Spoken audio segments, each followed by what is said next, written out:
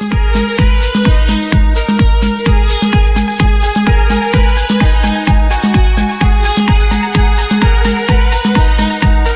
ូមស្វាគមន៍និងស្ដាប់តម្រុយឆ្នោតយួនប្រចាំថ្ងៃដើម្បីជាកម្លាំងចិត្តសូមពុកម៉ែបងប្អូនចុច like និងសញ្ញាជាវណ្ណៈមួយផងដើម្បីទទួលបានតម្រុយថ្មីប្រចាំថ្ងៃ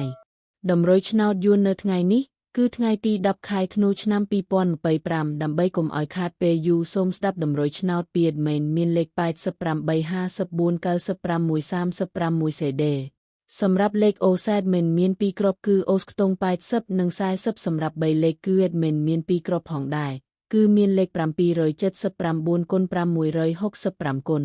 បើសិនជាពុកម៉ែបងប្អូនស្រឡាញ់និងពេញចិត្តលេខទាំងនេះពុកម៉ែបងប្អូនអាចយកលេខទាំងនេះទៅផ្សងសំណាងបានពុកម៉ែបងប្អូនអាចចូល link ខាងក្រោមដើម្បីមើលលទ្ធផលឆ្នោតក្នុងក្រុម Telegram បានដោយគ្រាន់តែចុច link ក្រោមជាចុងក្រោយសូមជូនពរពុកម៉ែបងប្អូនដែលយកលេខខាង admin ទៅផ្សងសំណាងហេងយើងទាំងអស់គ្នាជូនពរពុកម៉ែបងប្អូនជួបតែសំណាងល្អនិងសុខភាពល្អសូមជម្រាបលាជួបគ្នានៅថ្ងៃស្អែកបន្តទៀត